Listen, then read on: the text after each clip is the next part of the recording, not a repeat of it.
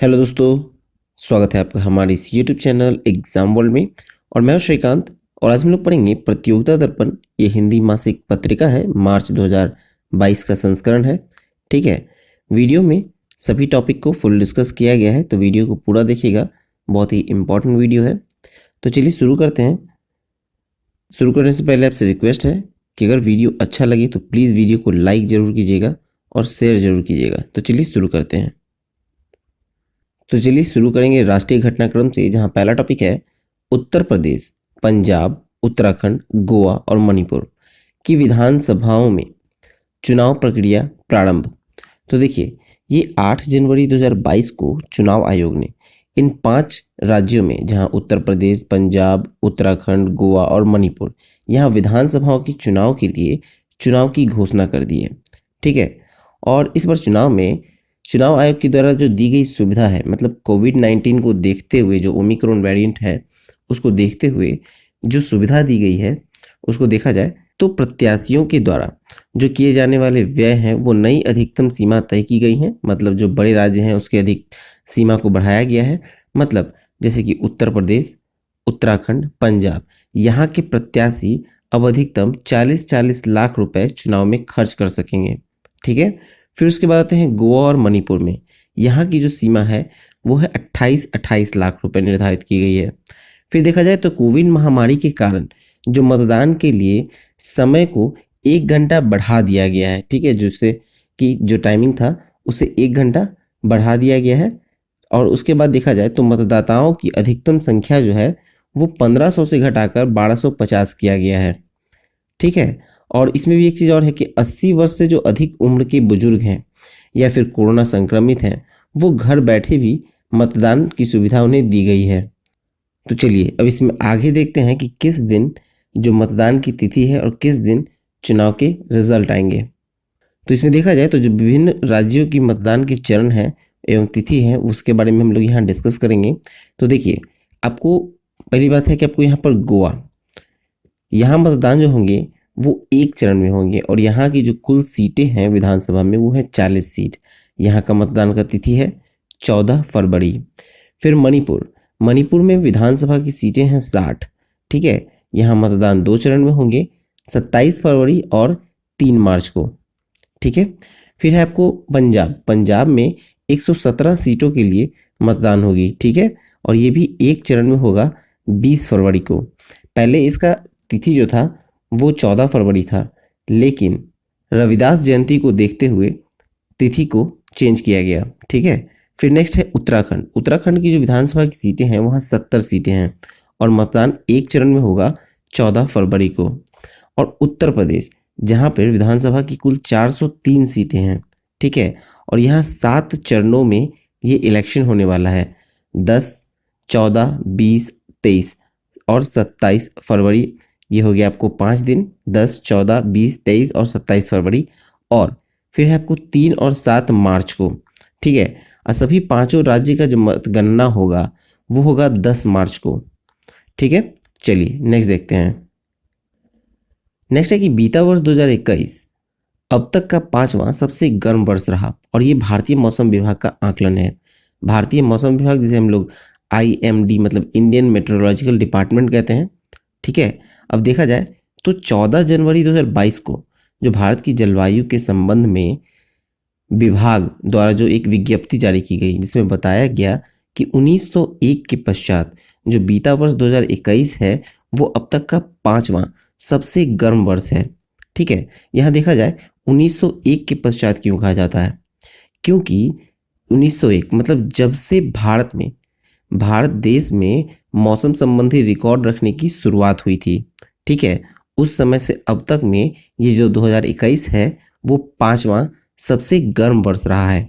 चलिए वो देखते हैं कैसे कैसे रहा है। यहाँ देखा जाए तो औसत तापमान की जो तुलना है वो 1981 से 2010 की अवधि के जो औसतन तापमान को सामान्य तापमान के रूप में लिया गया था। ठीक है, अब देखिए वर्ष 2016 मतलब जो सबसे ऊपर, मतलब सबसे गर्म जो वर्ष मौसम जो सबसे गर्म रहा है वो है 2016। यहाँ औसत तापमान सामान्य से 0.71 डिग्री सेल्सियस अधिक रहा था। ठीक है, और फिर देखा जाए तो वर्ष 2009 में ये 0.55 डिग्री सेल्सियस अधिक रही थी औसत तापमान सामान्य से, और 2017 में ये 0.541 डिग्री सेल्सियस अधिक रहा था, और 2010 में ये 0.539 डिग्री सेल्सियस अधिक रहा, और ये पाँचवा वर्ष आपको 2021 है, यहाँ पर 0.44 डिग्री सेल्सियस अधिक रहा है। ठीक है, चलिए नेक्स्ट देखें। नेक्स्ट है कि उत्तर प्रदेश विधान परिषद की स्थानीय निकाय कोटे की 36 सीटों के लिए चुनाव मार्च 2022 में। तो देखिए 28 जनवरी 2022 को 100 सदस्यीय जो विधान परिषद है उसकी स्थानीय निकाय कोटे में भरे जाने वाली कुल 36 सीटों के लिए चुनाव कार्यक्रम चुनाव आयोग ने घोषित किया है। ठीक है, अभी 7 चरणों में विधानसभा इलेक्शन होने हैं। ठीक है, और उसके बाद ये 36 सीटों के लिए जो चुनाव होने वाला है ये विधान परिषद की सीटें हैं। ठीक है, देखिए नए सदस्यों के लिए जो चुनाव है वो 2 चरणों में होंगे। इन 36 पद के लिए चुनाव जो होंगे वो 2 चरणों में होंगे। पहले चरण में 30 सीट के लिए मतदान होगा और ये 3 मार्च को होगा, और दूसरे चरण में 6 सीट के लिए मतदान होगा और ये 7 मार्च को होगा, और सभी 36 सीटों का जो मतगणना होगा वो होगा 12 मार्च को। ठीक है, और देखा जाए तो 100 सदस्य वाली जो विधान परिषद है उसमें वर्तमान में अभी जो सपा है, सपा के कुल 48 सीट है, भाजपा के 36, बसपा के 6, कांग्रेस के 1, अपना दल का 1, और निर्बल भारतीय शोषित हमारा आम दल का 1, और अन्य निर्दलीय सदस्य हैं। 1 सीट रिक्त है। चलिए नेक्स्ट देखें। नेक्स्ट टॉपिक है फिलीपींस को ब्रह्मोस मिसाइलों के निर्यात के लिए सौदा संपन्न। तो देखिए जनवरी 2022 में देश में निर्मित जो ब्रह्मोस मिसाइल है उसके निर्यात के लिए एक ऑर्डर आया है फिलीपींस से। ठीक है, फिलीपींस के रक्षा विभाग ने अपनी नौसेना के लिए ब्रह्मोस मिसाइल की आपूर्ति के लिए ब्रह्मोस एरोस्पेस प्राइवेट लिमिटेड के साथ 37.4 करोड़ डॉलर मतलब कि 2805 करोड़ रुपए के अनुबंध पर हस्ताक्षर किया गया है। देखिए ब्रह्मोस जो है, ब्रह्मोस मिसाइल वो BrahMos aerospace limited private limited और भारत के रक्षा अनुसंधान विकास संगठन मतलब DRDO और रूस के NPOM का एक संयुक्त उपक्रम है। किनका? ब्रह्मोस एरोस्पेस प्राइवेट लिमिटेड और DRDO और रूस के NPOM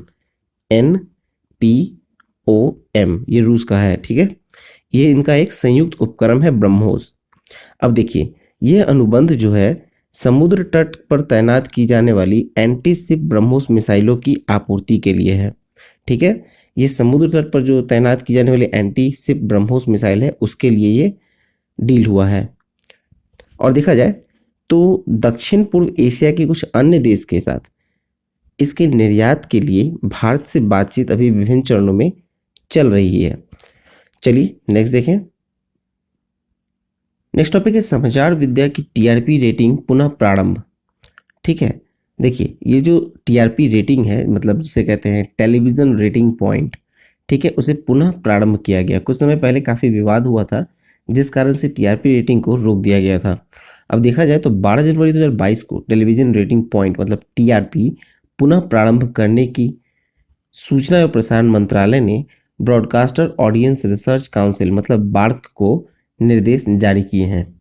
ठीक है, देखिए TRP को लेकर अक्टूबर 2020 में उठा जो विवाद था उस कारण पर रोक लगा दी गई थी। सूचना और प्रसारण मंत्रालय ने TRP रेटिंग तत्काल प्रभाव से शुरू किया है क्योंकि जिसमें प्रसारकों, विज्ञापनदाताओं, विज्ञापन एजेंसियों, मीडिया एजेंसियों के प्रतिनिधि भी शामिल रहते हैं। उन्होंने कहा था कि TRP जो समिति है उसकी रिपोर्ट और ट्राई का जो 28 अप्रैल 2020 की जो संस्तुतियां हैं उसके अनुरूप इसने अपनी प्रक्रिया, प्रोटोकॉल और निगरानी व्यवस्था का जो है उसमें संशोधन किया है। ठीक है, और तथा अन्य नियमों के जो स्वरूप है आदि उसमें भी परिवर्तन किया गया है। ठीक है, इसलिए TRP रेटिंग को पुनः प्रारंभ किया गया है। चलिए नेक्स्ट टॉपिक देखते हैं। नेक्स्ट टॉपिक है एंटी टैंक गाइडेड मिसाइल का परीक्षण। ठीक है, एंटी टैंक गाइडेड मिसाइल का परीक्षण हुआ है 11 जनवरी 2022 को और DRDO ने इसका परीक्षण किया है। DRDO ने अपने देश में विकसित जो कम वजन वाला जो मानव संचालित एंटी टैंक गाइडेड मिसाइल, ऐसे कहते हैं man portable anti tank guided missile, उसका परीक्षण किया गया है। देखिए, विज्ञप्ति के अनुसार जो कम वजन वाला जो ये फायर एंड फॉरगेट मिसाइल है, ये मिसाइल को क्या कहते हैं, फायर एंड फॉरगेट, ये कम वजन का होता है और इसका प्रक्षेपण जो है वो मैन पोर्टेबल लॉन्चर से किया जा सकता है। फिर रक्षा मंत्रालय की विज्ञप्ति में मिसाइल के परीक्षण के लिए जो फाइनल सुपुर्दगी योग्य विन्यास है, मतलब जो फाइनल डिलीवरेबल कॉन्फ़िगरेशन है, उसका परीक्षण इसे बताया गया है। चलिए नेक्स्ट देखें। नेक्स्ट है स्वदेश निर्मित पहले विमान वाहक युद्धपोत विक्रांत की समुद्री परीक्षण का एक और दौर संपन्न। ठीक है, देखिए ये 9 से 17 जनवरी को भारत का जो पहला स्वदेशी विमान वाहक युद्धपोत है विक्रांत, उसका तीसरा दौर का समुद्री परीक्षण संपन्न हुआ है और लगभग इसका जो क्षमता है, इसका क्षमता लगभग 45,000 टन विस्थापन करने का है। ठीक है, इसका निर्माण हुआ है कोचिन शिपयार्ड लिमिटेड द्वारा और देश में ही बने सबसे बड़े युद्धपोत को अगस्त 2022 में नौसेना में शामिल करने की ये योजना है। ठीक है, चलिए नेक्स्ट देखें। नेक्स्ट टॉपिक है नौसेना से हटाए गए आईएनएस खुकरी को स्मारक के रूप में विकास हेतु दीव प्रशासन को सौंपा। देखिए, यहाँ देखा जाए तो आईएनएस खुकरी का जो नाम रखा गया था वो एक युद्धपोत के नाम पे रखा गया था, जो कि 1971 में 1971 में भारत पाकिस्तान युद्ध में पाकिस्तानी पनडुब्बी के एक टारपीडो हमले में दीव के निकट समुद्र में डूब गया था। ठीक है, और ये जो आईएनएस खुकरी था वो समुद्र में डूबने वाला भारतीय नौसेना का अकेला युद्धपोत है। उसी के नाम पर ये आईएनएस खुकरी दूसरा युद्धपोत था, जिसको 23 दिसंबर 2021 को विशाखापट्टनम में आयोजित एक सरकारी समारोह में 32 वर्षों तक ये भारतीय नौसेना की सेवा करने के बाद आईएनएस खुकरी को सेवा मुक्त कर दिया गया। ठीक है, और 26 जनवरी को दीव स्थित खुकरी स्मारक को सौंप दिया गया, जहां पुराने खुकरी युद्धपोत का एक छोटा मॉडल भव्यता के साथ प्रदर्शित किया गया है और दीव में इसका विकास एक स्मारक के रूप में किया जाएगा। ठीक है, चलिए नेक्स्ट देखते हैं। नेक्स्ट टॉपिक है ब्रह्मोस मिसाइल के समुद्र से समुद्र में वार करने वाले C2C संस्करण का परीक्षण। तो देखा जाए तो 11 जनवरी को सुपरसोनिक क्रूज मिसाइल ब्रह्मोस के C2C जो वेरिएंट है उसका परीक्षण किया गया और ये आईएनएस विशाखापट्टनम में किया गया। ठीक है, आईएनएस विशाखापट्टनम पे किया गया था। फिर देखा जाए तो ये जो आईएनएस विशाखापट्टनम है उसका निर्माण हुआ है मुंबई स्थित मझगांव शिप बिल्डर्स लिमिटेड के द्वारा। अक्टूबर 2021 में भारतीय नौसेना में ये शामिल हुआ था आईएनएस विशाखापट्टनम। अब देखा जाए तो एक माह पूर्व मतलब 8 दिसंबर 2021 को सुपरसोनिक क्रूज मिसाइल की वायुसैनिक संस्करण का परीक्षण किया गया था। ठीक है, और जिसके तहत सुखोई 30 MKI लड़ाकू विमान से परीक्षण मिसाइल के अपने सभी मिशन उद्देश्य पे पूरा किया था। ठीक है, ये वायुसैनिक के द्वारा जो किया गया था और ये अभी जो आया है C2C है। चलिए नेक्स्ट देखें। नेक्स्ट टॉपिक है सीमा पर तनाव समाप्त करने के लिए भारत व चीन के बीच कोर कमांडर स्तर की वार्ता का 14वां दौर संपन्न। तो देखिए 26 दिसंबर 2021 को ब्रह्मोस सुपरसोनिक क्रूज मिसाइल के उत्पादन के लिए ब्रह्मोस विनिर्माण केंद्र का जो लखनऊ में शिलान्यास किया गया। ठीक है, ब्रह्मोस विनिर्माण केंद्र का शिलान्यास कहाँ किया गया, लखनऊ में किया गया। और ब्रह्मोस सुपरसोनिक क्रूज मिसाइल जो है वो भारत के DRDO और रूस के NPOM, ठीक है NPOM है, उसका संयुक्त उपक्रम है। यह नामकरण जो है वो भारत के ब्रह्मपुत्र नदी और रूस के मस्कावा नदी के नाम पर हुआ था, ब्रह्मोस। ठीक है, और देखा जाए तो साथ ही DRDO की एक टेस्टिंग लैब, रक्षा प्रौद्योगिकी और परीक्षण केंद्र जिसे कहते हैं defence technology and test centre, उसका भी शिलान्यास हुआ है। फिर ब्रह्मोस के साधन केंद्र के लिए 200 एकड़ भूमि उत्तर प्रदेश सरकार ने लखनऊ के हरौनी में उपलब्ध कराई है। ठीक है, और इस इकाई में 80 से 100 ब्रह्मोस मिसाइल प्रति वर्ष तैयार हो सकेंगे। चलिए नेक्स्ट देखें। नेक्स्ट टॉपिक है लोकसभा एवं विधानसभा के चुनाव में प्रत्याशियों के खर्च सीमाओं में वृद्धि की गई। तो देखिए लोकसभा में जो बड़े राज्य के क्षेत्र हैं वो प्रत्येक लोकसभा निर्वाचन क्षेत्र में जो प्रत्याशी के द्वारा खर्च किए जाने वाले चुनाव का जो व्यय है उसका सीमा 70 लाख से बढ़ाकर 95 लाख कर दिया गया है लोकसभा में, ठीक है। और छोटे राज्यों की सीमा को 54 लाख से बढ़ाकर 75 लाख कर दिया गया है, ठीक है। ये लोकसभा के लिए था। अब आते हैं विधानसभा, जहां बड़े राज्य में प्रत्याशियों के व्यय का सीमा जो है वो 28 लाख से बढ़ाकर 40 लाख किया। जैसे इस बार उत्तर प्रदेश बड़े राज्य है, उसका जो इलेक्शन हो रहा है वहां प्रत्याशी 40 लाख रुपए खर्च कर सकेंगे। और छोटे राज्य की जो सीमा है वो 20 लाख से बढ़ाकर 28 लाख कर दिया। जैसे इस बार गोवा का होने वाला है, ठीक है। ये छोटे राज्य में है तो इसको 20 लाख से बढ़ाकर 28 लाख कर दिया गया है छोटे राज्य की सीमा को खर्च करने के लिए। चलिए नेक्स्ट देखें। चलिए अब मूव करते हैं अंतर्राष्ट्रीय घटनाक्रम में, जहां पहला है ब्रिटेन के पूर्व प्रधानमंत्री टोनी ब्लेयर अब नाइटहुड से सम्मानित। तो देखिए 1997 से 2007 के बीच जो ब्रिटेन के प्रधानमंत्री थे लेबर पार्टी के टोनी ब्लेयर, वो नाइटहुड से उन्हें सम्मानित किया गया। और नाइटहुड से सम्मानित करने के बाद अब वो सर टोनी ब्लेयर हो गए हैं, ठीक है। उन्हें नाइटहुड से सम्मानित किए जाने के बाद अब वो सर टोनी ब्लेयर हो गए हैं। लेकिन इन्हें नाइटहुड से सम्मानित किए जाने का बड़ी संख्या में लोगों ने विरोध भी किया था, ठीक है। और फिर इसके साथ साथ अगर देखें तो इनके अलावा अन्य लोग जो सम्मानित किए गए वो है अभिनेता डैनियल क्रेग। डैनियल क्रेग आपको एक काल्पनिक पात्र है जेम्स बॉन्ड, उसकी भूमिका निभाने वाले हैं। फिर नेक्स्ट है आपको प्रोफेसर क्रिस व्हिटी, ये कोरोना विरुद्ध संघर्ष में सक्रिय योगदान देने वाले इंग्लैंड के चीफ मेडिकल ऑफिसर थे, यानी CMO थे, ठीक है। और तीसरे हैं यहाँ पे Jonathan Van Tam. Jonathan Van Tam जो है वो डिप्टी CMO हैं, इन्हें भी सर का उपाधि दिया गया है, ठीक है। इन्हें भी नाइटहुड का उपाधि दिया गया है। फिर इसके साथ है night commander of the order of the bath, इसे सम्मानित किया गया है सर पैट्रिक वैलेंस को, प्रधान वैज्ञानिक सलाहकार, जिन्हें 2009 में नए रूप से सम्मानित किया जा चुका है, ठीक है। फिर नेक्स्ट है Order of the British Empire के नाइटहुड कमांडर के रूप में जो सम्मानित किए गए हैं वो है अजय कुमार कक्कर, भारतीय मूल के हैं, ब्रिटिश शिक्षाविद एवं हाउस ऑफ लॉर्ड के सदस्य हैं, ठीक है। चलिए नेक्स्ट देखें। नेक्स्ट है उत्तर कोरिया द्वारा नए वर्ष के पहले माह में ही बैलिस्टिक मिसाइलों का परीक्षण। तो देखिए उत्तर कोरिया ने बैलिस्टिक मिसाइलों का परीक्षण किया है, जैसे 6 जनवरी को संयुक्त राष्ट्र सुरक्षा परिषद के प्रस्तावों का उल्लंघन करते हुए बैलिस्टिक मिसाइलों का परीक्षण और अपनी सैन्य क्षमता का प्रदर्शन किया है। देखा जाए इसके बाद फिर 11 जनवरी को एक अन्य हाइपरसोनिक मिसाइल का परीक्षण किया इसने, ठीक है। फिर देखा जाए इसमें तो ये पूर्वी क्षेत्र में समुद्र में गिरने से पूर्व इस मिसाइल जो है वो मैक 10 की अधिकतम गति को लगभग 700 किलोमीटर की उड़ान भरी थी और जापान के आर्थिक क्षेत्र से बाहर इसने लैंडिंग की, ठीक है, इसने होगा।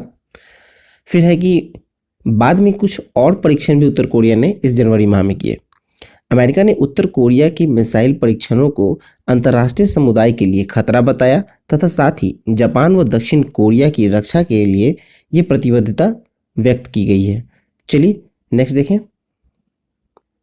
नेक्स्ट है इंडोनेशिया की राजधानी जकार्ता से बोर्नियो द्वीप स्थानांतरित करने का विधेयक पारित किया गया। तो देखा जाए तो 18 जनवरी 2022 को इंडोनेशिया की संसद में जकार्ता से राजधानी को बोर्नियो द्वीप में पूर्वी कालिमंतन में स्थानांतरित करने का आवश्यक विधेयक को पारित किया गया। अब नई राजधानी जो होगा वो होगा नूसंतारा। नूसांतरा जो है वो नाम से जाना जाएगा। अब देखिए जकार्ता में बढ़ रही जो भीड़ भाड़ है, प्रदूषण है, शासन है, फिर व्यवसाय, वित्त, कारोबार एवं सेवा केंद्र के तौर पर जो जकार्ता को बोझ अधिक बढ़ने लगा था। यही कारण है कि अब इंडोनेशिया की जो राजधानी है उसे बोर्नियो द्वीप में शिफ्ट किया गया है, जहाँ नाम होगा नूसांतरा। अब देखा जाए तो इंडोनेशिया के जो राष्ट्रपति हैं वो है जोको विडोडो। चलिए नेक्स्ट देखें। नेक्स्ट टॉपिक है भ्रष्टाचार बोध सूचकांक, मतलब करप्शन परसेप्शन इंडेक्स। देखा जाए तो 25 जनवरी 2022 को जर्मनी की संस्था एक ट्रांसपेरेंसी इंटरनेशनल के द्वारा विभिन्न राष्ट्रों के लिए वर्ष 2021 के भ्रष्टाचार बोध सूचकांक जारी किए गए हैं, ठीक है। और CPI का जो मान है वो है 0 से 100 के बीच, कहने का मतलब ये है कि अगर सीपीआई कम है तो अब भ्रष्टाचार का स्तर उतना अधिक होता है। ठीक है, सूचकांक में जो शामिल कुल देश या क्षेत्र हैं वो है 180।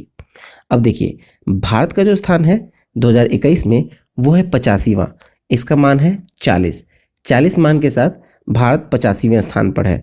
कुल 180 देशों की गणना हुई थी। अब देखा जाए तो सबसे कम भ्रष्टाचार वाले जो देश हैं उसमें पहले स्थान पर 3 हैं, मतलब डेनमार्क, फिनलैंड और न्यूजीलैंड। इन तीनों का मान 88 है, इसलिए पहले स्थान पर ये तीनों हैं। फिर आपको चौथे स्थान पे जाइएगा तो वहाँ भी 2 कंट्री है, एक है नॉर्वे और एक है सिंगापुर। इन दोनों का जो मान है वो है 85। अब सर्वाधिक भ्रष्टाचार वाले देश देखें तो जो 180वें स्थान पर है वो है दक्षिणी सूडान। दक्षिण सूडान का मान जो है वो है 11। ठीक है, और 178 पे 2 है, मतलब जो 79 होना चाहिए था वो 178 पे 2 कंट्री है आपको सीरिया और सोमालिया, इन दोनों का मान है 13। फिर 177वें स्थान पे है वेनेजुएला, मान 14 के साथ।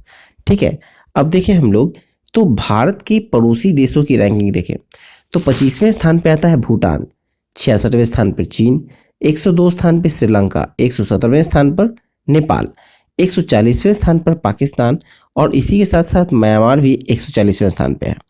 बांग्लादेश 147वें स्थान पे और अफगानिस्तान 174वें स्थान पे है। ठीक है, चलिए नेक्स्ट देखते हैं। नेक्स्ट है संबंध सामान्य होने के पश्चात इजराइल के राष्ट्रपति की संयुक्त अरब अमीरात की पहली यात्रा। तो देखिए ये 30 से 31 जनवरी को इजराइल के राष्ट्रपति जो इसाक हर्जोग हैं वो संयुक्त अरब अमीरात की पहली यात्रा की। देखा जाए तो फिलिस्तीन के मुद्दे पर दशकों तक अरब देशों के साथ जो संयुक्त अरब अमीरात ने इजराइल के साथ संबंधों को सामान्य करने का जो समझौता किया अगस्त 2020 में, जिसमें अमेरिका के जो तत्कालीन राष्ट्रपति थे डोनाल्ड ट्रंप, उन्होंने मध्यस्थता संपन्न की थी। ठीक है, और यूएई के जो क्राउन प्रिंस हैं उनके साथ चली वार्ता में इजराइल के राष्ट्रपति ने स्पष्ट किया कि वो यूएई की सुरक्षा जरूरतों को पूर्ण समर्थन करते हैं। ठीक है, देखिए इस यात्रा से पहले भी इजराइल के प्रधानमंत्री जो नफ्ताली बेनेट थे उन्होंने भी संयुक्त अरब अमीरात की अपनी पहली आधिकारिक यात्रा की थी दिसंबर 2021 में। ठीक है, और ये करके उन्होंने इतिहास रचा था। उसके बाद अब इसाक हर्जोग जो कि इजराइल के राष्ट्रपति हैं उन्होंने भी यात्रा की। ठीक है, देखिए इसमें आगे ये है कि इजरायली राष्ट्रपति ने क्षेत्र के अन्य देशों से इजराइल को मान्यता देने की अपील भी की है और 31 जनवरी को दुबई में एक्सपो 2020 में शामिल हुए तथा संयुक्त अरब अमीरात में तेजी से उभरते हुए यहूदी समुदाय से भी इन्होंने भेंट की है। ठीक है, देखिए हर्जोग के प्रतिनिधि मंडल में शामिल इजरायली उद्यमियों निर्यातकों ने यूएई के साथ 10 अरब डॉलर से अधिक के सौदे पर चर्चा भी इस अवसर पे किया है। चलिए नेक्स्ट टॉपिक देखें। नेक्स्ट टॉपिक है कोरोना वैक्सीन की अनिवार्यता के विरोध में कनाडा में हजारों ट्रक चालकों का फ्रीडम कॉन्वॉय। देखिए 30 और 31 जनवरी 2022 को 20,000 से अधिक ट्रकों के काफिले ने कनाडा की राजधानी ओटावा को घेर लिया था। कारण ये था कि जो अमेरिका से कनाडा आने वाले जो ट्रक हैं, ट्रक के चालक को वैक्सीन न लगे होने के कारण सीमा पर ही क्वारंटाइन कर दिया जा रहा था। ठीक है, यानी अब जो ट्रक आ रहे हैं अमेरिका से कनाडा, वहाँ अगर उन ट्रक ड्राइवरों को वैक्सीन नहीं लगी है तो उन्हें सीमा पर ही क्वारंटाइन किया गया। और इसी कारण से क्या हुआ कि फ्रीडम कॉन्वॉय नाम से इस विशाल ट्रक जुलूस के कारण राजधानी में लगभग 70 किलोमीटर तक वाहनों का कतार लग गई थी। ठीक है, और विश्व की सबसे बड़े जमावड़े को इस बार अंतरिक्ष से भी देखने की बात मीडिया रिपोर्ट में बताई गई है। देखा जाए तो कनाडा पुलिस ने इतनी विशाल भीड़ के समूह के सामने जो है अपनी लाचारी व्यक्त की तथा प्रदर्शन हिंसक होने के आशंका में प्रधानमंत्री ट्रूडो ने अपने परिवार के साथ अपने आवास छोड़कर किसी अज्ञात स्थान पर चले गए थे। ठीक है, फ्रीडम कॉन्वॉय में जो शामिल हजारों ट्रक थे या हजारों ट्रक के जो चालक थे वे अन्य लोगों की भीड़ ने प्रधानमंत्री जस्टिन ट्रूडो का विरोध करते हुए उनका घेराव करने की घोषणा की थी इस कॉन्वॉय में। ठीक है, चलिए नेक्स्ट टॉपिक देखें। नेक्स्ट टॉपिक है औद्योगिक श्रमिकों के लिए उपभोक्ता मूल्य सूचकांक आधारित मुद्रास्फीति दिसंबर 2021 में 5.56%। देखा जाए तो 31 जनवरी 2022 को श्रम मंत्रालय के लेबर ब्यूरो द्वारा जो consumer price index for industrial workers मतलब CPIIW जो है वो जारी किया गया है और दिसंबर 2021 में ये 125.4 आकलित किया गया। दिसंबर 2020 की तुलना में दिसंबर 2021 में मतलब जो पिछले साल दिसंबर 2020 थी, अगर उसकी तुलना में देखा जाए दिसंबर 2021 का सूचकांक तो उसमें 5.56% अधिक था। ठीक है, चलिए नेक्स्ट देखें।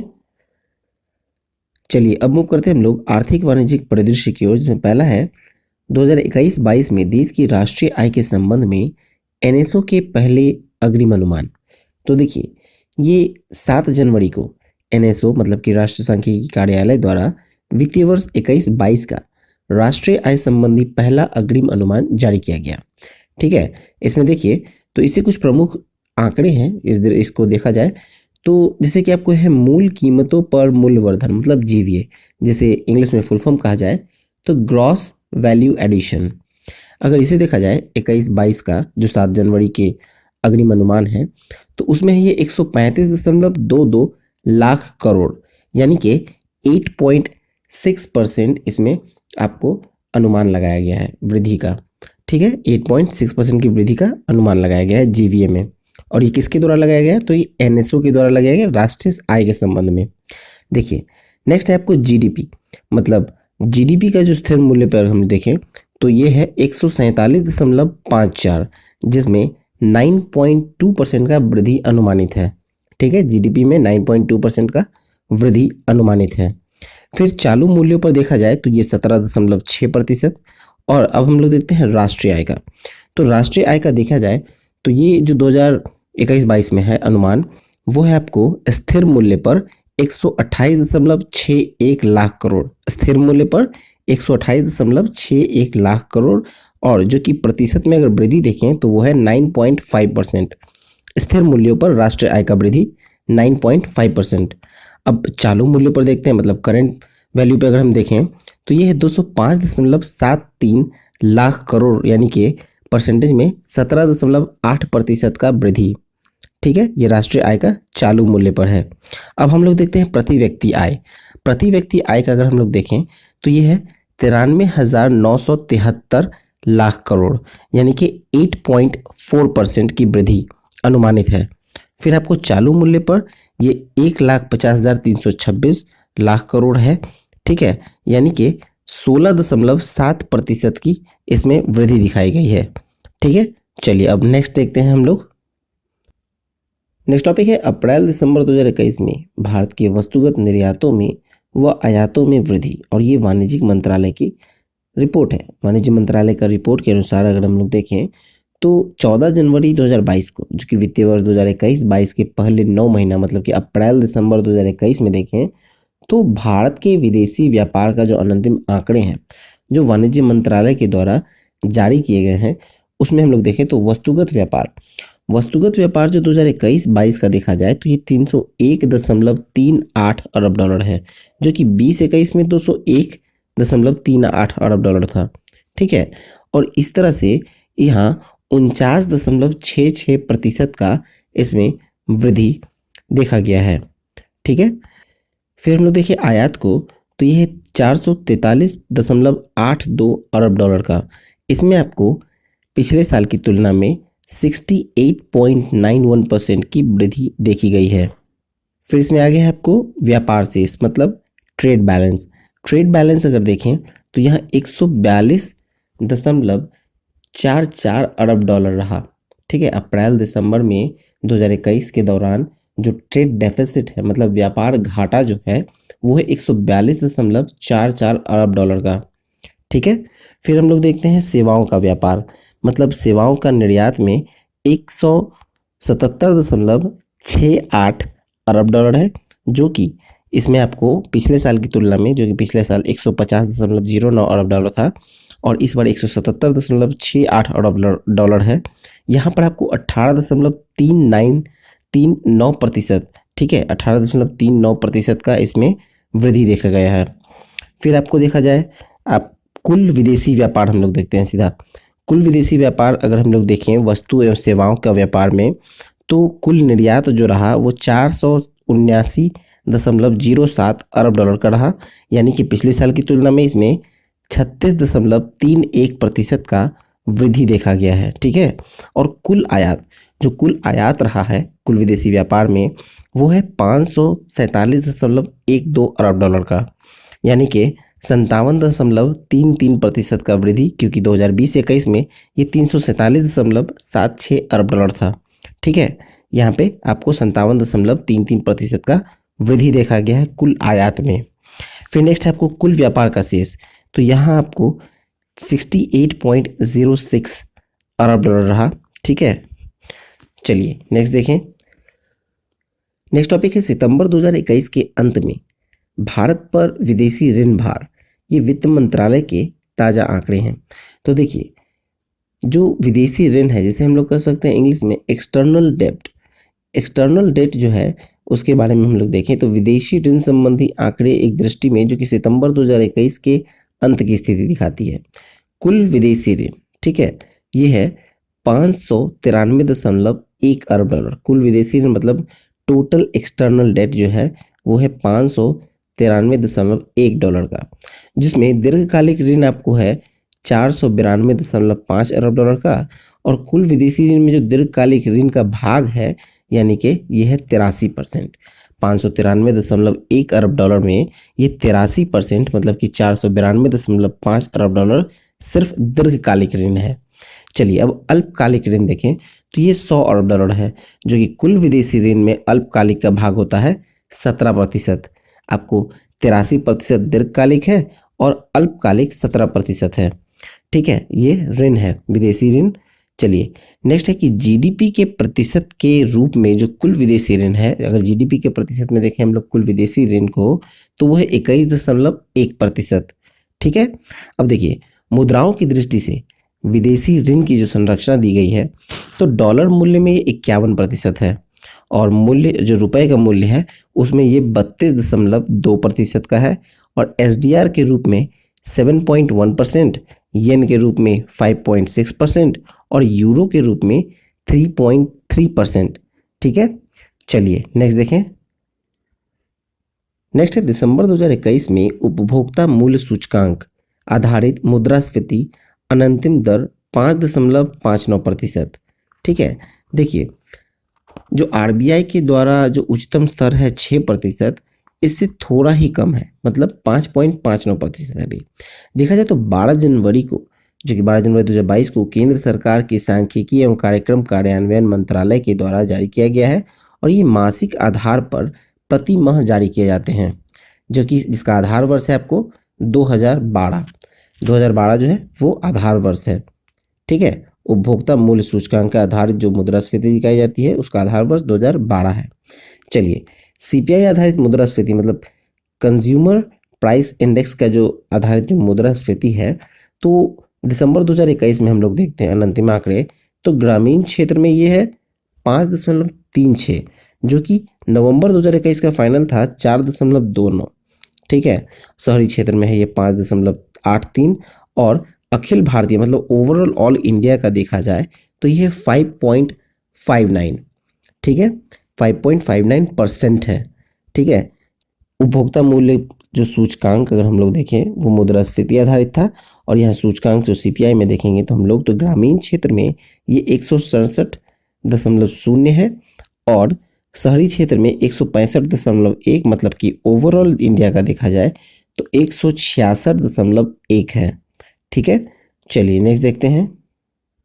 नेक्स्ट है दिसंबर 2021 के अंत में भारत के विदेशी मुद्रा कोष 633.6 अरब डॉलर।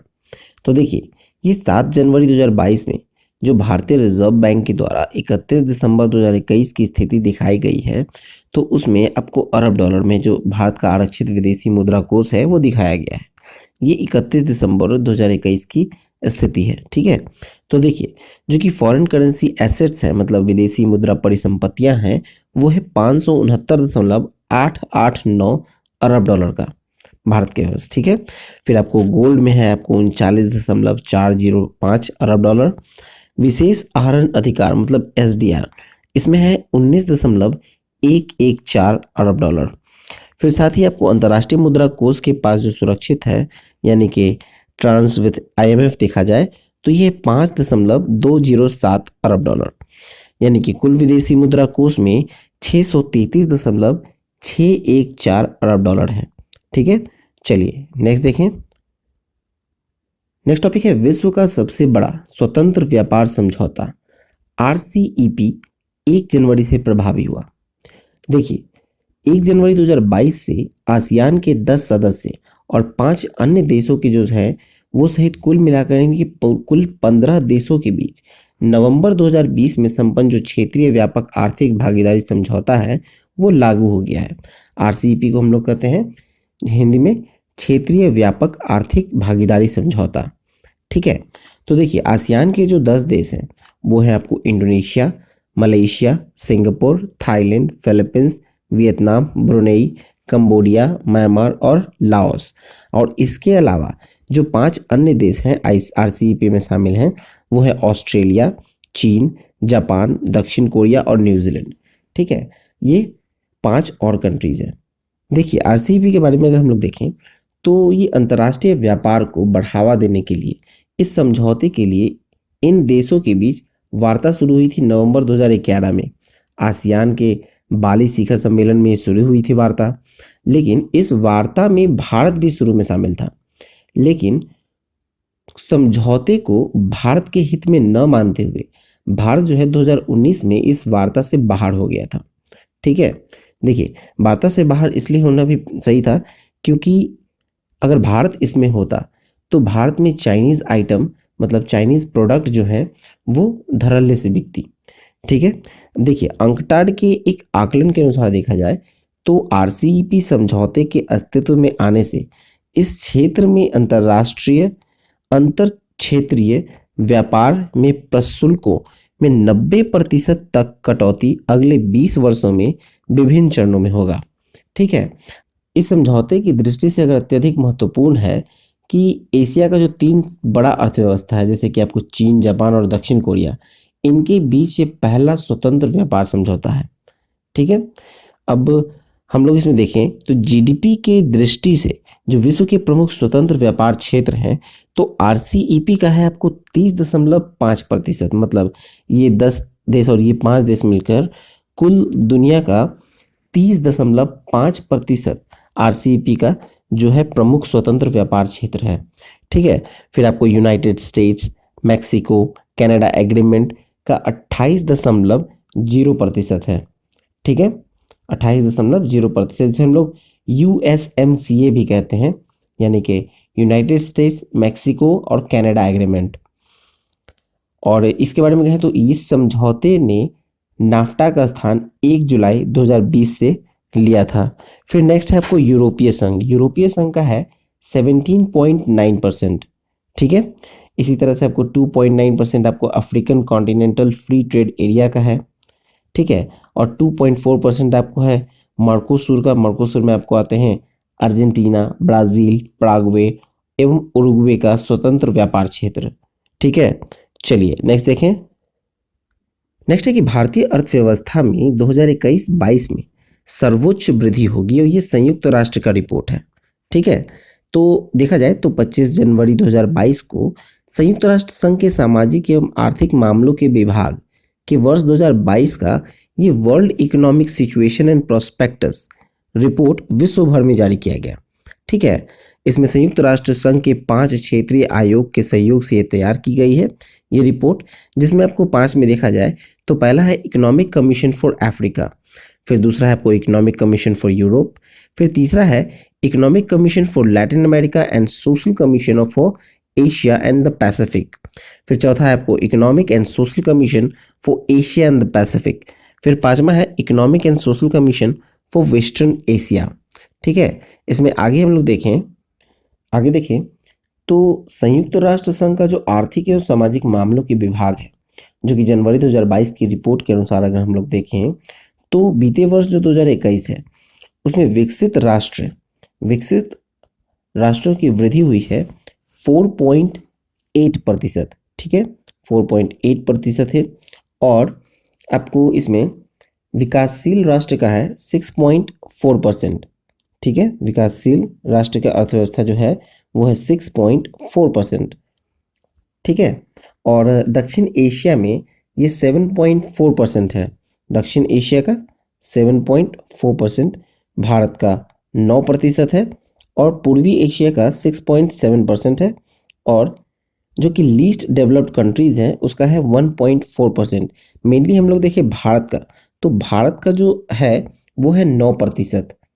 प्रमुख देशों व क्षेत्रों में 2021 में जो सर्वाधिक है वो है 9.0% की वृद्धि और भारत की है। ठीक है, उसके बाद 7.8% चीन की। भारत का जीडीपी 9% की भारी वृद्धि के चलते दक्षिण एशिया 2021 में ग्रोथ जो है वो 7.4% अनुमान की गई है। ठीक है, चलिए नेक्स्ट देखें। नेक्स्ट टॉपिक है 2021 के पश्चात 2022 में भी भारत जो है वो सर्वोच्च आर्थिक वृद्धि वाला देश होगा, और ये अंतर्राष्ट्रीय मुद्रा कोष यानी आईएमएफ का आकलन है।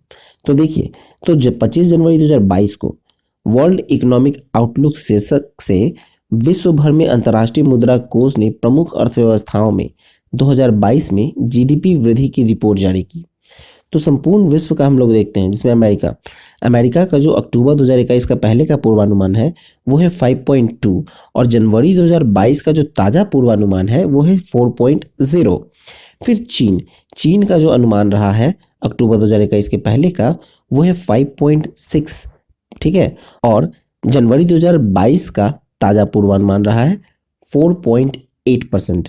फिर आपको रूस का है 2.9% अक्टूबर 2021 के पहले का पूर्वानुमान, और जनवरी 2022 का ताज़ा पूर्वानुमान है 2.8%। ब्राज़ील का पूर्वानुमान ताज़ा है वो 0.3%। दक्षिण अफ्रीका का 4.6%। और भारत का देखा जाए तो भारत का पूर्वानुमान था अक्टूबर 2021 का पहले का वो था 8.5%, लेकिन अभी 9% है जनवरी 2022 का ताज़ा पूर्वानुमान। संपूर्ण विश्व का अगर हम लोग देखें तो पहले 4.9 अनुमान था, अब है 4.4%। चलिए नेक्स्ट देखें। नेक्स्ट है बैंकों पर से एनपीए का बोझ घटाने के लिए बैड बैंक की शुरुआत। देखा जाए तो बैड बैंक क्या है? बैड बैंक एक वित्तीय संस्थान के एनपीए के बोझ घटाने के लिए जो दूसरे बैंकों और अन्य वित्तीय संस्थानों से एनपीए अकाउंट खरीद कर उनकी वसूली अपने स्तर से करते हैं, वो बैड बैंक कहलाते हैं। ठीक है, और इससे क्या होगा कि जो बैंक का जो एनपीए का बोझ है वो कम होता जाएगा। तो देखिए, भारत में गठित national asset reconstruction company limited और India debt resolutions company limited जो आईडीआरसीएल है वही बैड बैंक है। ठीक है, अब देखा जाए तो national assets reconstruction company limited की जो इक्विटी है उसमें 51% हिस्सेदारी सार्वजनिक क्षेत्र के बैंक की है, और डेट रेजोल्यूशन कंपनी में 51% की हिस्सेदारी जो है वो निजी क्षेत्र के बैंक की है। ठीक है, और वित्तीय वर्ष 2021-22 में जो 15 बैंकों के 82,845 करोड़ रुपए के जो एनपीए खातों हैं उसका चयन किया गया है, जिसे मार्च 2022 के अंत तक एनएआरसीएल को हस्तांतरित कर दिया जाएगा। एनएआरसीएल हो गया आपको national assets reconstruction company limited, उसको ट्रांसफर कर दिया जाएगा। ठीक है, चलिए नेक्स्ट देखें। नेक्स्ट है बीते वर्ष 2021 में भारत में स्वर्ण की खपत में 78.6% की वृद्धि, और विश्व स्वर्ण परिषद की रिपोर्ट के अनुसार देखा जाए तो देखिए 21 जनवरी 2022 को विश्व स्वर्ण परिषद द्वारा गोल्ड डिमांड ट्रेंड्स 2021 की वार्षिक रिपोर्ट विश्व भर में जारी किया गया है।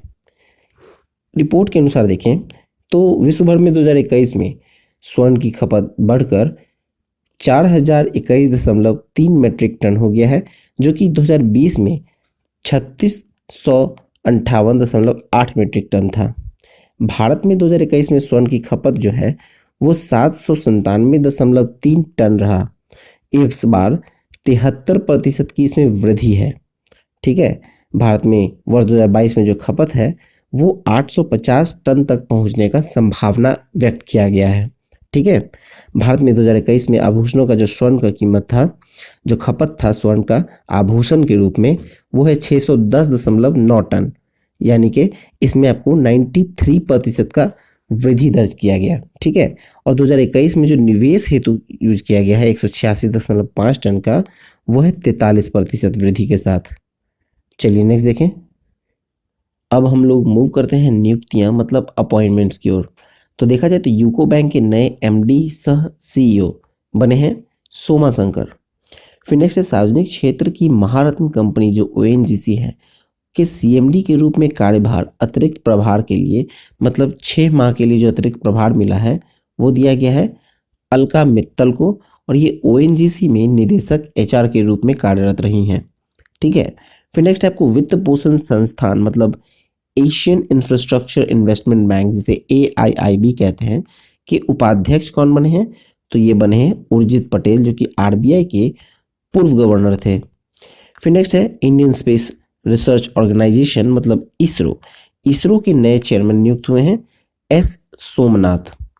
फिर नेक्स्ट है कि पाकिस्तानी सर्वोच्च न्यायालय में पहली बार एक महिला न्यायाधीश की नियुक्ति हुई है, तो यह है आयशा मलिक। फिर नेक्स्ट है सरकार के नए मुख्य आर्थिक सलाहकार नियुक्त हुए हैं, तो ये हुए हैं वी अनंत नागेश्वरन। फिर नेक्स्ट है कि एयर इंडिया के नए चेयरमैन सह प्रबंधक निदेशक यानी सीएमडी नियुक्त हुए हैं विक्रम देव दत्त। और नेक्स्ट है थल सेना के नए उप प्रमुख बने हैं लेफ्टिनेंट जनरल मनोज पांडे। चलिए नेक्स्ट देखें। चलिए अब मूव करते हैं हम लोग पुरस्कार सम्मान में, जहां पहला है प्रधानमंत्री राष्ट्रीय बाल पुरस्कार 2022। तो देखा जाए तो 73वें गणतंत्र दिवस के अवसर पर 29 बच्चों को प्रधानमंत्री राष्ट्रीय बाल पुरस्कार प्रदान किया गया। ठीक है, जिसमें आपको कला और संस्कृति के क्षेत्र में 6 बच्चों को दिया गया, नवाचार के क्षेत्र में 7 बच्चों को, शैक्षिक उपलब्धियों के क्षेत्र में 1 बच्चों को, और खेल में उपलब्धि के लिए 8 बच्चों को, बहादुरी के लिए 3 बच्चों को, समाज सेवा के क्षेत्र में बेहतर काम करने के लिए 4 बच्चों को, और इन पुरस्कार विजेताओं में 15 लड़के थे और 14 लड़कियां थी, टोटल 29 हो गए। ठीक है, 15 लड़के और 14 लड़कियां। चलिए नेक्स्ट देखें। नेक्स्ट है शौर्य चक्र 2022। तो देखिए 73वें गणतंत्र दिवस की पूर्व संध्या पर राष्ट्रपति भवन से जारी जो विज्ञप्ति थी उसमें 12 शौर्य चक्र विजेता भी शामिल हैं, जिसमें से 9 को ये सम्मान मरणोपरांत दिया गया है। ठीक है, तो देखिए पहला है आपको नायब सूबेदार श्रीजीत एम जो कि 17 मद्रास रेजिमेंट के हैं और इन्हें मरणोपरांत दिया गया है, नायब सूबेदार हैं। फिर नेक्स्ट है आपको हवलदार अनिल कुमार तोमर जो कि राजपूत रेजिमेंट के हैं और इन्हें भी मरणोपरांत दिया गया है। फिर नेक्स्ट है हवलदार काशी राय बमनली, बमनली जो है ये कॉर्प्स ऑफ इंजीनियर्स के हैं हवलदार और इन्हें भी मरणोपरांत दिया गया है। फिर चौथा है आपको हवलदार पिंकू कुमार जो कि जाट रेजिमेंट के हैं हवलदार और इन्हें मरणोपरांत दिया गया है। पांचवा है आपको सिपाही एम जसवंत कुमार मद्रास रेजिमेंट के हैं, इन्हें भी मरणोपरांत दिया गया है। फिर नेक्स्ट है आपको राइफलमैन राकेश शर्मा असम राइफल के हैं। फिर कमांडेंट दिलीप मलिक सीआरपीएफ की कोबरा बटालियन के हैं। फिर है असिस्टेंट कमांडेंट अनिरुद्ध प्रताप सिंह जो कि सीआरपीएफ के 54वें बटालियन के हैं। और विकास कुमार ये आपको सीआरपीएफ के 204 कोबरा बटालियन के हैं, इन्हें मरणोपरांत दिया गया है। फिर नेक्स्ट आपको कांस्टेबल पूर्णांद जो है ये सीआरपीएफ के 204 कोबरा कमांडेंट हैं और मरणोपरांत इन्हें दिया गया है। फिर नेक्स्ट आपको हेड कांस्टेबल कुलदीप कुमार जो कि सीआरपीएफ के 112 बटालियन के हैं और इन्हें मरणोपरांत दिया गया है। फिर आपको लास्ट आखिरी है हेड कांस्टेबल अजित सिंह जो कि इन्हें भी मरणोपरांत दिया गया है। चलिए नेक्स्ट देखें। चलिए नेक्स्ट है राष्ट्रीय जल पुरस्कार 2020। तो देखा जाए तो ये 7 जनवरी 2022 को 57 विजेताओं को 11 श्रेणियों में ये पुरस्कार दिया गया है। राष्ट्रीय जल पुरस्कार 11 श्रेणी में दिया गया है 57 विजेताओं को। फिर आपको वर्ष 2020 के जो राष्ट्रीय जल पुरस्कार में प्रमुख पुरस्कारों की सूची जो है उसमें देखें तो सर्वश्रेष्ठ राज्य का जो दर्जा दिया गया है उत्तर प्रदेश को दिया गया है और इस श्रेणी में दूसरा और तीसरा स्थान रहा है राजस्थान और तमिलनाडु का। ठीक है, फिर आपको है उत्तर क्षेत्र में सर्वश्रेष्ठ जिला, तो उत्तर क्षेत्र में सर्वश्रेष्ठ जिला आपको है मुजफ्फरनगर उत्तर प्रदेश में है और दूसरा स्थान है शहीद भगत सिंह नगर जो कि पंजाब में है। फिर नेक्स्ट है आपको उत्तर क्षेत्र में सर्वश्रेष्ठ ग्राम पंचायत, तो उत्तर क्षेत्र में सर्वश्रेष्ठ ग्राम पंचायत है घसपर, अल्मोड़ा, उत्तराखंड का। फिर सर्वश्रेष्ठ स्थानीय निकाय देखा जाए तो वो है वापी, गुजरात का। सर्वश्रेष्ठ स्थानीय निकाय वापी, गुजरात का। फिर नेक्स्ट है सर्वश्रेष्ठ मीडिया, प्रिंट और इलेक्ट्रॉनिक में, तो ये है मिशन पानी नेटवर्क 18 का। फिर नेक्स्ट है सर्वश्रेष्ठ स्कूल, तो सर्वश्रेष्ठ स्कूल की कैटेगरी में आपको राजकीय कन्या उच्च माध्यमिक स्कूल, फिर है कावेरी पट्टनम तमिलनाडु, फिर इसमें है आपको कैंपस उपयोग हेतु सर्वश्रेष्ठ संस्था या रेजिमेंट, तो ये है माता वैष्णो देवी श्राइन बोर्ड जम्मू। चलिए नेक्स्ट देखें। फिर नेक्स्ट है सर्वश्रेष्ठ उद्योग जो कि वेल्समन इंडिया टेक्सटाइल लिमिटेड गुजरात का है। फिर नेक्स्ट है सर्वश्रेष्ठ एनजीओ, तो वो है coastal salinity prevention cell, Ahmedabad का है। फिर है सर्वश्रेष्ठ जल उपयोगकर्ता संघ जो कि पंचगाछिया, MDWU और WUA हुगली। फिर नेक्स्ट है कॉर्पोरेट सोशल रिस्पॉन्सिबिलिटी हेतु सर्वश्रेष्ठ उद्योग, तो ये है ITC लिमिटेड कोलकाता, ठीक है। चलिए नेक्स्ट देखें। चलिए नेक्स्ट टॉपिक है नेताजी सुभाष चंद्र बोस आपदा प्रबंधन पुरस्कार 2022। तो इसमें देखा जाए तो 23 जनवरी 2022 को आपदा प्रबंधन के क्षेत्र में उत्कृष्ट कार्य के लिए वर्ष 2022 का नेताजी सुभाष चंद्र बोस पुरस्कार का घोषणा किया गया है गृह मंत्रालय के द्वारा, ठीक है। और ये दो कैटेगरी में दिया जाता है, एक है संस्थागत श्रेणी और एक है व्यक्तिगत श्रेणी। पहला है संस्थागत श्रेणी। संस्थागत श्रेणी में दिया गया है गुजरात आपदा प्रबंधन संस्थान यानी GIDC को, ठीक है। फिर नेक्स्ट है आपको व्यक्तिगत श्रेणी। व्यक्तिगत श्रेणी में है विनोद शर्मा जो कि सिक्किम आपदा प्रबंधन प्राधिकरण के उपाध्यक्ष हैं, ठीक है। और इन्हें पुरस्कार में 5 लाख दिया गया। संस्थापक श्रेणी जो है संस्थागत श्रेणी उसमें 51 लाख और व्यक्तिगत श्रेणी में 5 लाख दिए जाते हैं। चलिए नेक्स्ट देखें। चलिए अब मूव करते हैं हम लोग गोल्डन ग्लोब पुरस्कार में। 2022 का गोल्डन ग्लोब पुरस्कार देखा जाए तो ये 9 जनवरी 2022 को 79वें गोल्डन ग्लोब पुरस्कार का वितरण किया गया है बेवर्ली हिल्स कैलिफोर्निया में, ठीक है। अब देखिए यहाँ होता क्या है इस पुरस्कार में कि सर्वश्रेष्ठ फिल्म और सर्वश्रेष्ठ अभिनेता और अभिनेत्री का पुरस्कार जो है वो ड्रामा श्रेणी और म्यूजिक कॉमेडी श्रेणी में दिया जाता है, मतलब दोनों में दिया जाता है, ठीक है, अलग अलग। लेकिन सर्वश्रेष्ठ निर्देशक, सहायक अभिनेता, अभिनेत्री सहित जो विभिन्न पुरस्कार है वो ड्रामा और म्यूजिकल कैटेगरी को एक साथ एक ही बार में अवार्ड दिया जाता है। मतलब अगर सर्वश्रेष्ठ फिल्म, अभिनेता और अभिनेत्री दिया जाए तो वो 2 क्षेत्र में आता है, ड्रामा श्रेणी में और म्यूजिक कॉमेडी श्रेणी में, इन दोनों में अलग अलग दिया जाता है, ठीक है। चलिए देखते हैं इसमें सर्वश्रेष्ठ फिल्म का।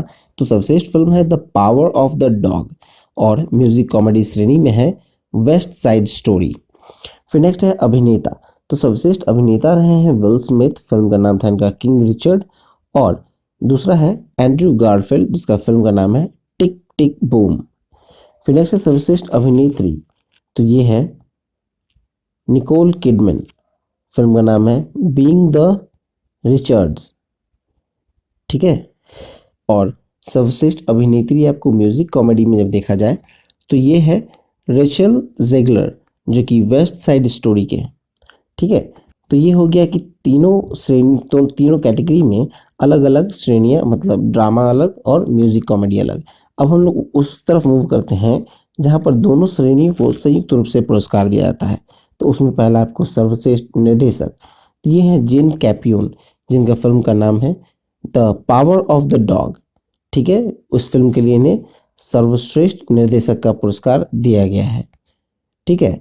फिर नेक्स्ट आपको सर्वश्रेष्ठ एनिमेटेड फीचर फिल्म, तो ये है एनकांटो, एनकांटो है। फिर आपको विदेशी भाषा में सर्वश्रेष्ठ फिल्म का अगर देखा जाए तो ये दिया गया है ड्राइव माई कार, ठीक है। ड्राइव माई कार एक जापानी फिल्म है। चलिए नेक्स्ट देखते हैं।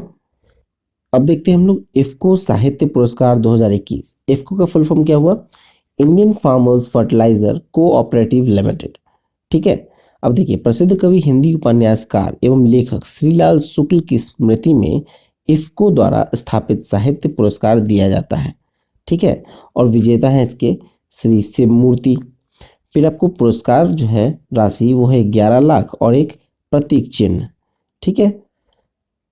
और ये पुरस्कार ऐसे हिंदी लेखक को दिया जाता है जिनकी रचनाओं में ग्रामीण एवं कृषि जीवन पर आधारित एक केंद्रित लेखन होता है। ठीक है, ये पुरस्कार किसे दिया जाता है? जिनकी रचनाओं में ग्रामीण एवं कृषि जीवन पर केंद्रित लेखन हो। चलिए नेक्स्ट देखें। नेक्स्ट है अंतर्राष्ट्रीय क्रिकेट परिषद के पुरस्कार 2021। तो देखा जाए तो 23 से 24 जनवरी 2022 को आईसीसी ने क्रिकेट के क्षेत्र के वर्ष 2021 का अपना 17वां पुरस्कार का घोषणा किया है, जिसमें पुरुषों का सर्वश्रेष्ठ क्रिकेटर चुना गया है। जो ट्रॉफी का नाम है गैरी सोबर्स ट्रॉफी, वो दिया गया है शाहीन अफरीदी को, जो कि पाकिस्तान के हैं। फिर नेक्स्ट है सर्वश्रेष्ठ वनडे क्रिकेटर। तो वनडे क्रिकेटर रहे हैं बाबर आजम, जो कि पाकिस्तान के हैं। फिर है सर्वश्रेष्ठ टेस्ट क्रिकेटर, ये हैं जो रूट, इंग्लैंड के। फिर नेक्स्ट है सर्वश्रेष्ठ उदीयमान खिलाड़ी, मतलब इमर्जिंग प्लेयर। ठीक है, तो ये हैं जाने मन मलान। फिर नेक्स्ट है T20 cricketer of the year, ये है मोहम्मद रिजवान, जो कि पाकिस्तान के हैं। फिर नेक्स्ट है ICC spirit of the cricket पुरस्कार, ये है डैरेल मिशेल, जो कि न्यूजीलैंड के हैं। फिर नेक्स्ट है सर्वश्रेष्ठ एसोसिएट क्रिकेटर, तो ये हैं जीशान मकसूद, जो कि ओमान के हैं।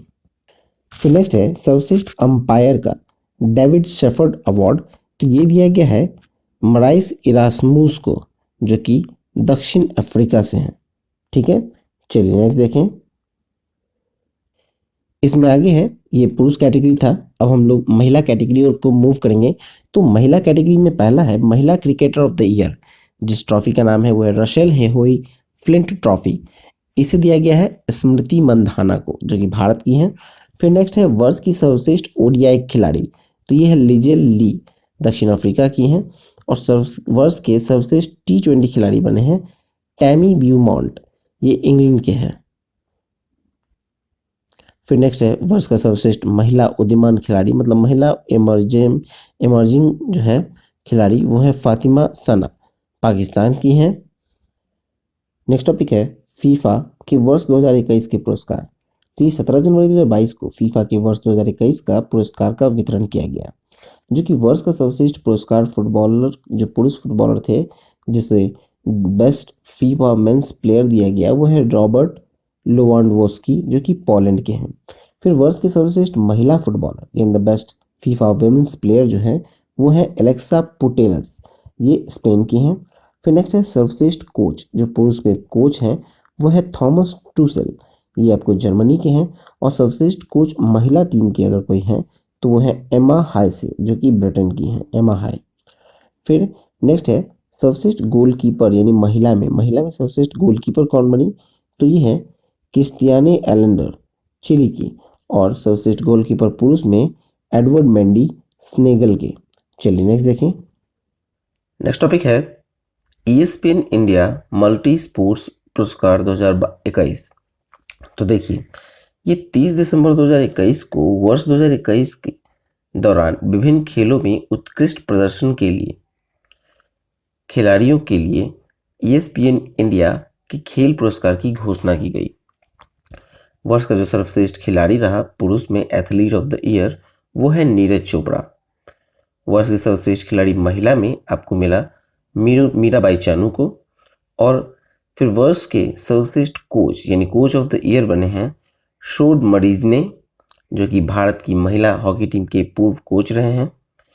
फिर आपको वर्ष के सर्वश्रेष्ठ जो para athlete of the year रहे, पैरा एथलीट जो रहे वो है अवनी लेखड़ा, जो कि पैरा शूटर है।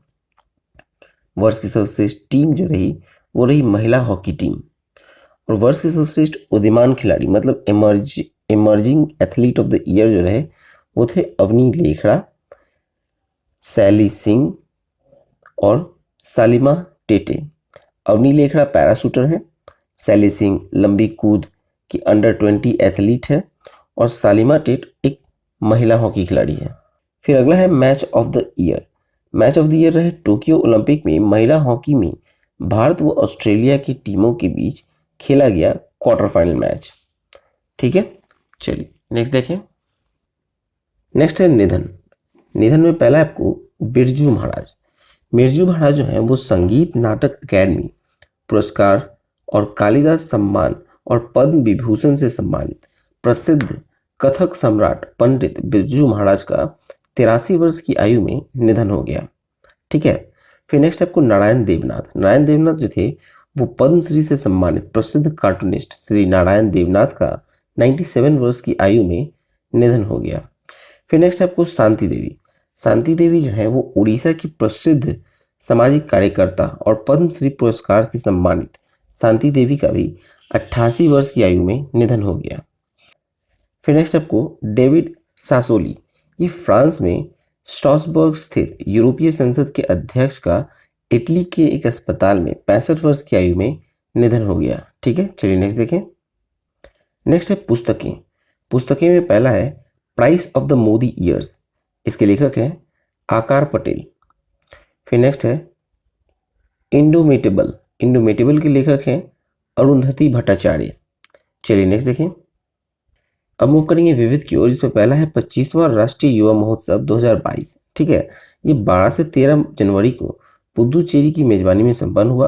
पहली बार ही पुदुचेरी में अभी तक ये संपन्न हुआ है। ठीक है, और देखा जाए तो कोरोना महामारी के कारण इस बार ये वर्चुअल तरीके से संपन्न किया गया।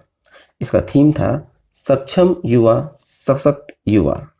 फिर नेक्स्ट है आपको हॉर्नबिल महोत्सव 2021। देखिए, तो नागालैंड की प्रसिद्ध हॉर्नबिल महोत्सव का आयोजन जो है वो प्रतिवर्ष 1 से 10 दिसंबर को होता है। ठीक है, इसका जो आयोजन स्थल है वो है किसामा हेरिटेज विलेज, जो कि राजधानी कोहिमा के समीप है। ठीक है, नागालैंड की जो राजधानी है कोहिमा, उन्हीं के पास है किसामा हेरिटेज विलेज। यह मोन जिले में सेना की कार्यवाही में 14 आम नागरिकों के मारे जाने की घटना के विरोध में ये हॉर्नबिल महोत्सव मनाया जाता है। चलिए नेक्स्ट देखते हैं। नेक्स्ट है वाइब्रेंट गुजरात सम्मेलन 2022। ये स्थगित हो गया। क्यों?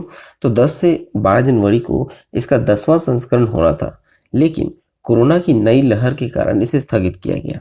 देखा जाए तो घरेलू एवं विदेशी निवेश को बढ़ावा देने के लिए गुजरात में वाइब्रेंट गुजरात सम्मेलन का आयोजन जो है वो द्विवार्षिक होता है, मतलब 2 साल में एक बार होता है, लेकिन इस बार से रद्द कर दिया गया।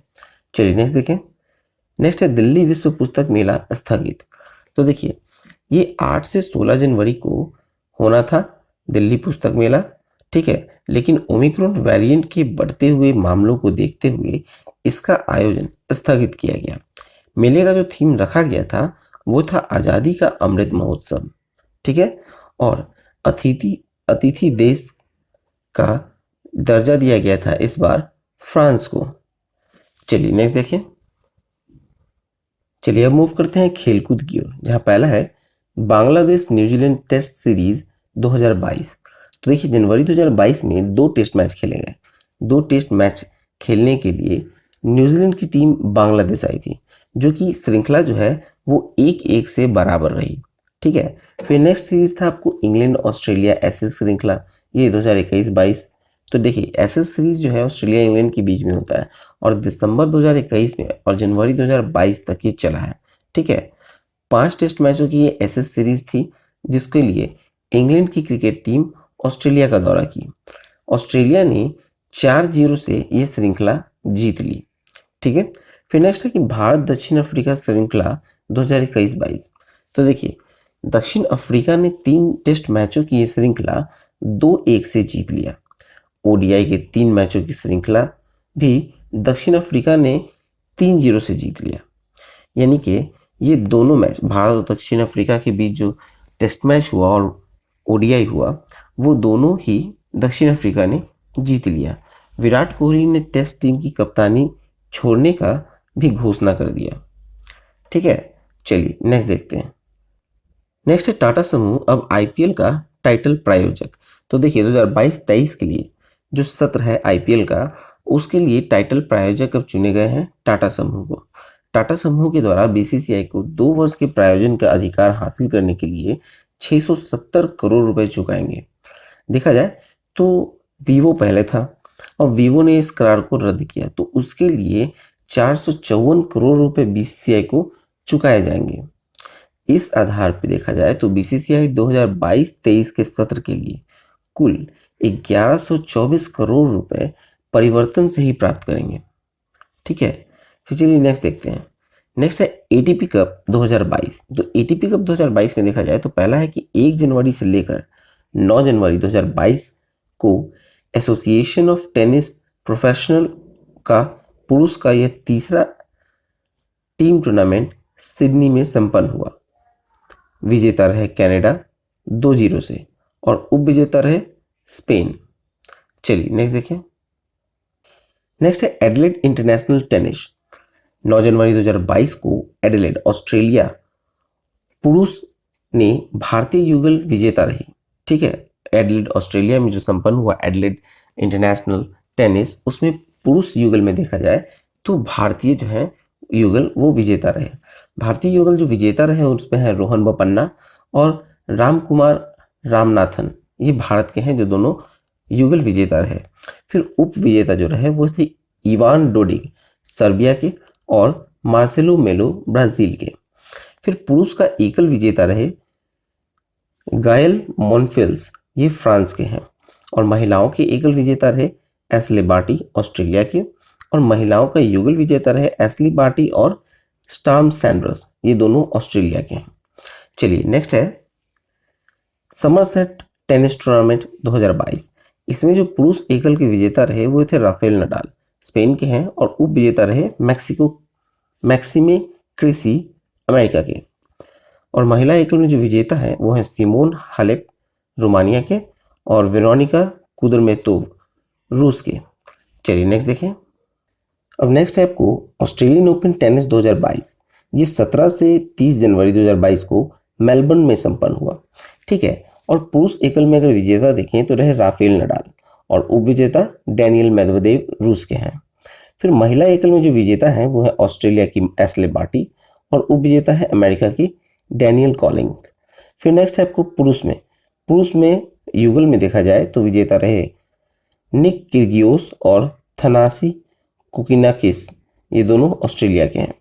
और उप विजेता है मैथ्यू एब्डेन और मैक्स पुरसेल, दोनों ऑस्ट्रेलिया के। ठीक है, फिर महिला युगल में विजेता है बारबोरा क्रेजिस्कोवा और कैटरीना सिनियाकोवा, ये दोनों चेक गणराज्य के हैं।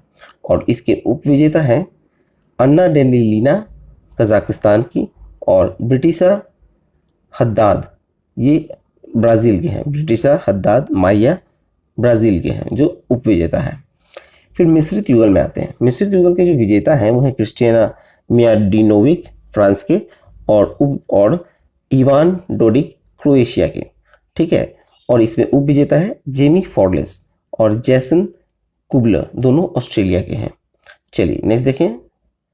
नेक्स्ट आपको इंडिया ओपन बैडमिंटन टूर्नामेंट 2022। तो देखिए ये 11 से 16 जनवरी को नई दिल्ली में संपन्न हुआ है इंडिया ओपन बैडमिंटन। और विजेता का लिस्ट में देखा जाए तो पुरुष विजेता है लक्ष्य सेन, भारत के, और उप विजेता है लो किन येव, यह है सिंगापुर के। फिर महिला एकल में विजेता है बुसानन आंगबांग रूंगफान, ये थाईलैंड के हैं। और उप विजेता है सुबानिटा कटेथोंग, ये इंग्लैंड के हैं। पुरुष युगल में जो विजेता है वो है सात्विक साईराज, रंकी रेड्डी और चिराग शेट्टी, ये भारत के हैं, दोनों भारत के हैं। फिर नेक्स्ट है आपको उप विजेता है मोहम्मद अहसान व हिंद्रा सेतियावान, ये दोनों इंडोनेशिया के हैं। महिला युगल में विजेता है वेनियापा एमसार्ड व नूताकर्न एमसार्ड, दोनों थाईलैंड के हैं। उप विजेता है अनास्तासिया अक्चुरिना, ओल्गा मोरोजोवा, ये दोनों रूस के हैं। फिर मिश्रित युगल में विजेता है टेरी ही वान व तान ही वान, दोनों सिंगापुर के हैं। उप विजेता है चेन तांग जी और पैक येन वी, ये दोनों मलेशिया के हैं। ठीक है, चलिए नेक्स्ट देखें। नेक्स्ट है सैयद मोदी इंटरनेशनल बैडमिंटन 2022। ये आपको 18 से 23 जनवरी को हुआ, लखनऊ में हुआ। विजेता रहे पुरुष एकल में, नहीं हुआ फाइनल मैच। ठीक है, उप विजेता भी डिसाइड नहीं हुआ क्योंकि फाइनल मैच नहीं हुआ था एकल का। अब आप महिला एकल में आए तो महिला एकल में विजेता रही पीवी सिंधु, भारत की, और उप विजेता है मालविका, ये भी भारत की हैं। फिर पुरुष युगल में विजेता रहे मन वेई चोंग और केई वुन टी, ये दोनों मलेशिया के हैं। ठीक है। पुरुष युगल के विजेता दोनों मलेशिया के हैं और उप विजेता हैं कृष्ण प्रसाद गर्ग और विष्णुवर्धन गौर, ये दोनों भारत के हैं। ठीक है। फिर महिला युगल में जो विजेता है वो है अन्ना चिंगिक व टी मेई सिंह, ये दोनों मलेशिया के हैं। उप विजेता है गायत्री पुलेला गोपीचंद और त्रिंशा जॉली, दोनों भारत के। फिर मिश्रित युगल में विजेता है ईशान भटनागर और तनिषा क्रस्टो, दोनों भारत के। उप विजेता जो रहे वो है टी हेमा नागेंद्रन बाबू और श्रीवेदा गुराजादा, दोनों भारत के हैं उप विजेता मिश्रित युगल में। चलिए नेक्स्ट देखिए। नेक्स्ट है कि चेन्नई के भरत सुब्रमण्यम भारत के 73वें ग्रैंड मास्टर बने। ठीक है। चेन्नई के 14 वर्षीय भरत सुब्रमण्यम शतरंज में देश के 73वें ग्रैंड मास्टर बने। ठीक है। और नेक्स्ट है पद्म पुरस्कार 2022 से सम्मानित 9 खिलाड़ी खेल प्रशिक्षक में शामिल। ठीक है, ये नेक्स्ट टॉपिक ही है जो है पद्म पुरस्कार से सम्मानित जो है 9 खिलाड़ी खेल प्रशिक्षक और खिलाड़ी जो है वो शामिल किए गए पद्म पुरस्कार में। तो देखिए पहला है आपको देवेंद्र झांझरिया, ये पैरालंपिक जेवलिन थ्रोअर हैं और इन्हें पद्म भूषण प्राप्त हुआ। फिर नेक्स्ट है सुमित अंतिल, हरियाणा के हैं, पैरालंपिक जेवलिन थ्रो से और इन्हें पद्मश्री प्राप्त हुआ। फिर नेक्स्ट है प्रमोद भगत, उड़ीसा के, पैरालंपियन शटलर हैं और इन्हें पद्मश्री प्राप्त हुआ है।